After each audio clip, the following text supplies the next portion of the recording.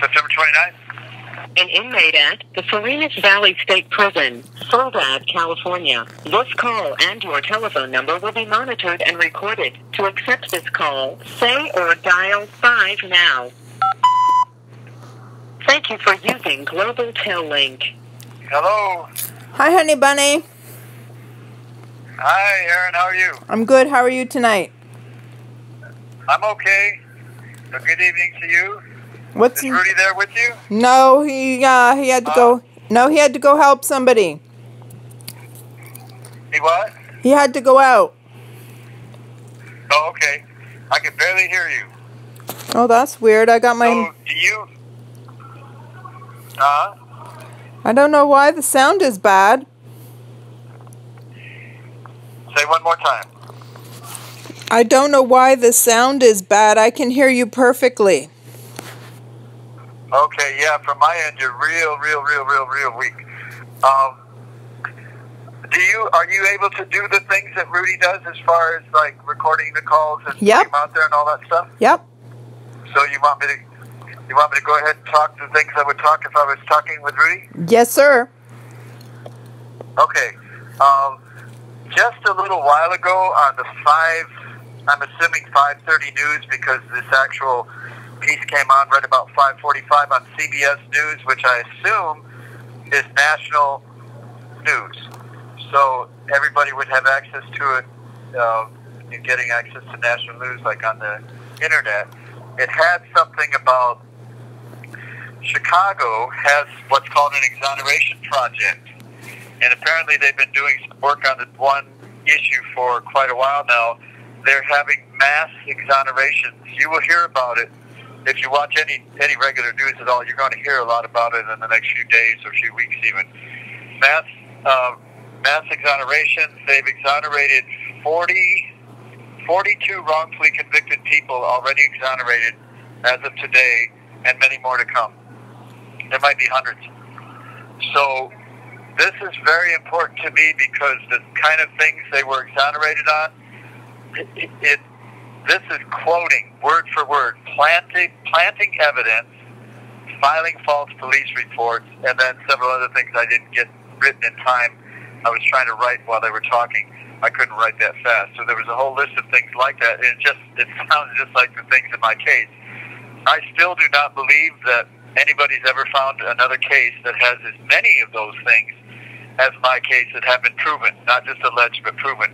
And my 3552 on the website proves those things by the state's own document. So the last thing the commentator said as he left the air was, and I quote, 4 years taken away for nothing from a particular prisoner. Now, I want whoever's listening to this to let that settle in for a moment. 4 years, which he made a big deal of, and it is a big deal. It's a very big deal. 4 days is too big of a deal. Should never happen. But we're talking about 4 years compared to 35 years, and we've not been able to get the main media to pay attention to this yet. So I want to use this thing and others like it that we might be able to find to get attention to my case by the officials in Santa Clara County. And I will do a petition to urge them to reopen my case based on this Chicago thing, which parallels mine, but mine is far worse. So what I'd like to do to start is ask, I know Rudy's really good with looking up things on the computer there while we're even talking, but one, I don't know if you're as adept as he is at that, and two, I don't know if this type of thing, like tuning into a news broadcast, that I'm sure is available to everybody out there as long as you know the time and the date and the subject. But I don't know if Rudy's even adept at that, because it's been other type of things he's done for me while we've been talking on the phone. So tell me, are you, or if not, do you know if Rudy is very capable of finding something like that and maybe getting me a printout of that particular, it was only like a 5-minute segment on the regular evening news, national evening news, I guess is what it is, CBS.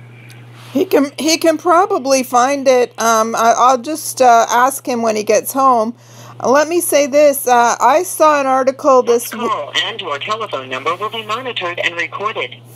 Start again. I saw an article this week that was about a dirty cop who was planting evidence on people, and how there were a bunch of exonerations. And I'm pretty sure it was in Chicago. Well, that might be it. Yeah, I saw it. You are sure or not?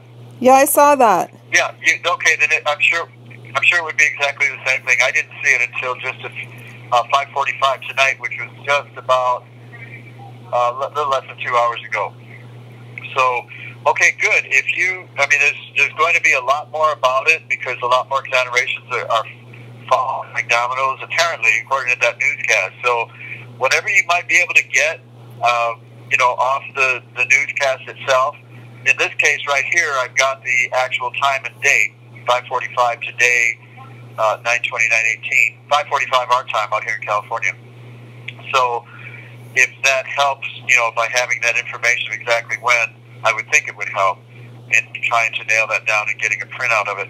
But also, if you could, keep your eyes open for any newspaper articles, if you read any of the mainstream newspapers and that sort of thing, because I want to get all of that I can, put it all together as exhibits in a petition, make references and quotes out of it, and see, at least take another shot at it, see if they'll reopen my case based on this. I've been saying since day one, well, actually since Angela Ozoa, the coroner in my case, was out and out busted for falsifying that autopsy report in the Nelson Galbraith case years after my case, and when he committed perjury before the Ninth Circuit Court about that falsification of autopsies. I've been saying since then that, to Santa Clara County, why are you not reopening my case when anytime we hear of something this severe in other counties, it's happened in Orange County, it's happened in LA County, it's happened in various other counties throughout different states of the United States that I've heard about on a passing newscast, and they've always, except in my case, or except in Santa Clara County's case, they've always brought people back to have a hearing as to whether it affected their case. And believe me, if they ever bring me back for a hearing, it's all over for them and I'm going home. Yep. There's no maybes about it with all the evidence I've proven now. And so I don't know anybody that's got anywhere near this strong of a case, but I'm procedurally barred until they will open that procedurally barred gateway, or until something like this thing in Chicago happens and I can bring it on a petition being that it's just happened and ask them to give me equal protection of the law to bring me back and let me speak about what they did in my case. Okay, listen, that's a big deal. Do you want to listen? I have it. It's a minute and a half, and it was on Tuesday. Do you want to hear it? Well, what I'd rather do, because we're going to be out of time here real quick, I'm not going to be able to take notes fast enough to get everything. Is it just as easy for you to print it out? Can you print it out from what you're seeing? We can do both. Okay, well, go ahead. Go ahead and then... Officer Ronald Watts and the officers who served with him in a tactical unit on Chicago's South Side.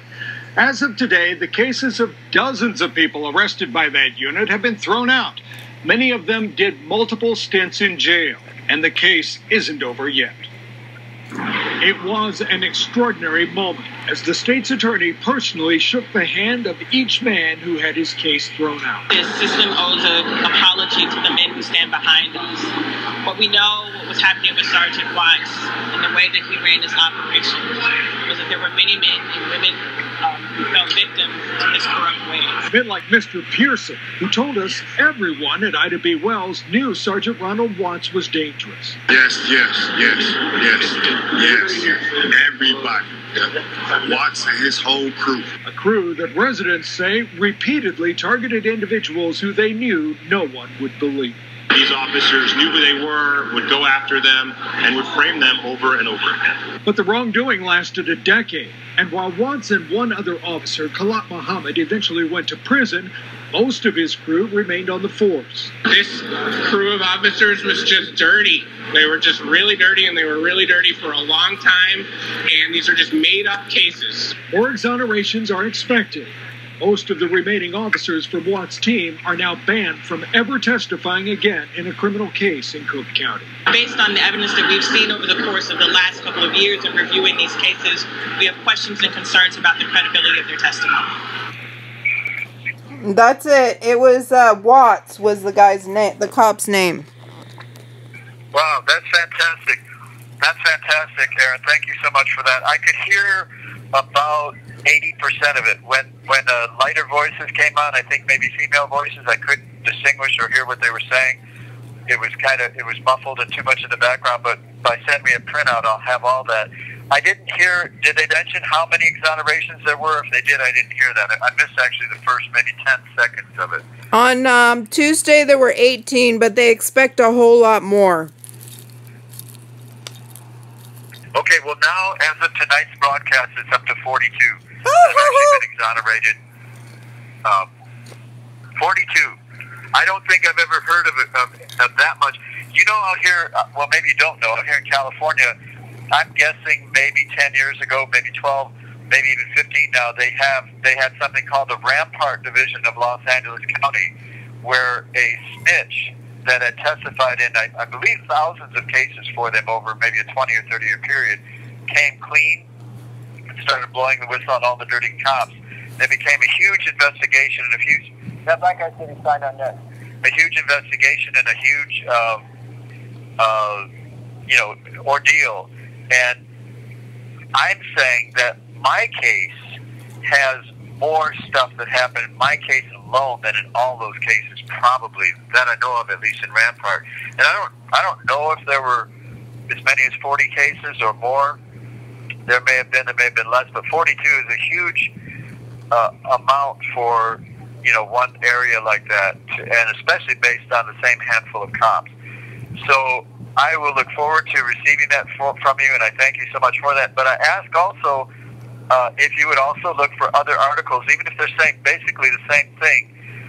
If you get a chance to make copies of any other articles you see on this and on any related ones.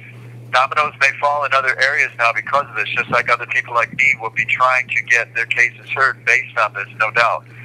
So whatever you hear about along these lines, so if I put one article like this as an exhibit and references to it in a pleading, that may be looked at by a judge kind of quickly and pass over. But if I can put 10 articles about this type of thing from different papers, or 20, and then I think it's really going to, catch somebody's attention and have them take it seriously. Yep. They posted this story on the Innocence Project, too, I think, this week. Great. Yeah, it's any place where it's not exactly the same article reprinted or the same article restated, even if it's basically the same material, as long as it's different articles, different sources, I would appreciate any that you could get and copy and shoot to me in the mail. And by the way, thank you for your postcards. I know that I said this before with a couple individual ones, but I know you continue to send them from time to time. You really bless me. You've got such a wonderful heart, and it touches my heart when you send me the little postcards, just letting me know that you care and sending the encouragement and stuff. So thank you so much for those. If I forget sometimes to thank you for each one, just remember I do appreciate everyone, and each one touches my heart, so I appreciate it. You're welcome. Did you think of any good Candid Camera episodes? Candid Camera? Episodes, yeah. We're trying to make a list of funny ones. Oh, I haven't seen Candid Camera for probably 35 years, 45 years, I don't know. Okay. You're talking about the old Alan Funt Candid Cameras? Yeah, I'm thinking of if you can think of any new ones to do. This call and your telephone number will be monitored and recorded. If you can think of any funny ones, 60 seconds remaining. Then just make notes. Just like to make up new ones. They were all funny. Yeah. But I want to make. They were all funny, but I can't remember. But I will tell you. Go ahead. I want to make new ones. Okay, our time is almost up, but I will tell you this, being that you mentioned it, Alan Funt started a program, well, he tried to do a pilot program back in the late 70s maybe, of Well, You have 30 seconds remaining. I was one of 2 people selected out of acting training groups in San Francisco area to go work with them to do the initial pilot screenings for them. With Alan Bunn. Interesting. Wow. So anyway, this is going to cut us off. So okay, brother. Cut us off. So thank you so much, Aaron. Give my best to Rudy, and I'll be in touch soon. Okay, my dear friend. Bye. God bless you. Bye.